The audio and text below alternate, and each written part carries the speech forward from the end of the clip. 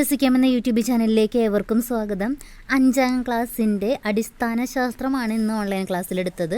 അപ്പോൾ അതിൻ്റെ ഭാഗമായിട്ട് കിളിനോട്ടം എന്ന ചാപ്റ്ററിൽ, സുഗതകുമാരിയുടെ കിളിനോട്ടം എന്ന ചാപ്റ്ററിലെ വർക്ക്ഷീറ്റാണ് തന്നിട്ടുള്ളത്.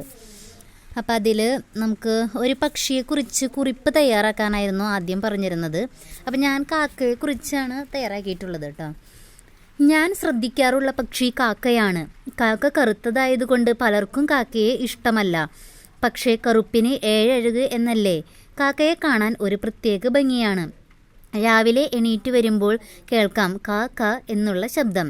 രാവിലെ തന്നെ മുറ്റം വൃത്തിയാക്കുന്ന ജോലി കാക്കയ്ക്കാണ്. പിന്നെയും എന്തെങ്കിലും മുറ്റത്ത് വീഴുന്നുണ്ടോ എന്ന് നോക്കി മരക്കൊമ്പിൽ ഉണ്ടാകും. ഇനി അവരിൽ ഒരാൾക്ക് എന്തെങ്കിലും പ്രശ്നമുണ്ടായാലോ? എല്ലാവരും ഒത്തുകൂടും. പക്ഷേ ആ കലപില ശബ്ദമാണ് സഹിക്കാൻ കഴിയാത്തത്. കാക്കക്കൂട്ടത്തിൽ കല്ലിട്ടതുപോലെ എന്ന് പണ്ട് ആരോ പറഞ്ഞത് എത്ര ശരി. ഇവർ എപ്പോഴും കണ്ണുകൾ ചുഴറ്റിക്കൊണ്ടിരിക്കുന്നതും കാണാം.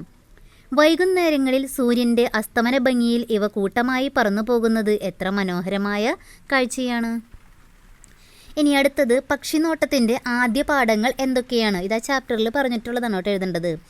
സൂര്യൻ ഉദിക്കുന്നതിന് മുമ്പ് തന്നെ ഉണരുക. കിടക്കയിൽ കിടന്ന് ചെവിയോർത്താൽ പൂവൻ കോഴിയുടെയും കാക്കയുടെയും കുയിലിൻ്റെയും ഒക്കെ ശബ്ദം കേൾക്കാം. പതുക്കെ മുറ്റത്തേക്ക് ഇറങ്ങി മരച്ചില്ലകളിലേക്ക് നോക്കുക. പുലരിയെ എതിരേൽക്കുന്ന ഒരുപാട് പേരെ അവിടെ കാണാം. പൂഞ്ചിറകുള്ളവരെയും പൂക്കുലവാലുള്ളവരെയും അവിടെ കാണാം. ഉത്സാഹത്തോടെ ചിലയ്ക്കുന്ന അവരുടെ ശബ്ദങ്ങൾ തിരിച്ചറിയാൻ ശ്രമിക്കുക. ഇതൊക്കെയാണ് പക്ഷിനോട്ടത്തിൻ്റെ ആദ്യ പാഠങ്ങൾ. അടുത്തത്, എന്തൊരു രസമായിരുന്നു ആ കാഴ്ച. ഏതിനെക്കുറിച്ചാണ് സുഗതകുമാരി ഇങ്ങനെ പറയുന്നത്? കവയിത്രിയുടെ വീട്ടിലെ ക്രോട്ടൺ ചെടിയിലെ നിറമുള്ള ഇലകൾക്കിടയിൽ ഒളിഞ്ഞിരിക്കുന്ന ഒരു കുഞ്ഞിക്കൂട്ടിൽ ബുൾബുൾ മുട്ടയിട്ടിരുന്നു. അവ വിരിഞ്ഞ് കുഞ്ഞുങ്ങൾ പുറത്തു വന്നു.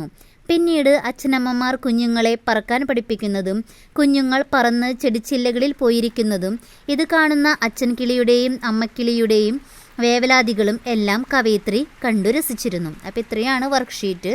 Okay, thank you.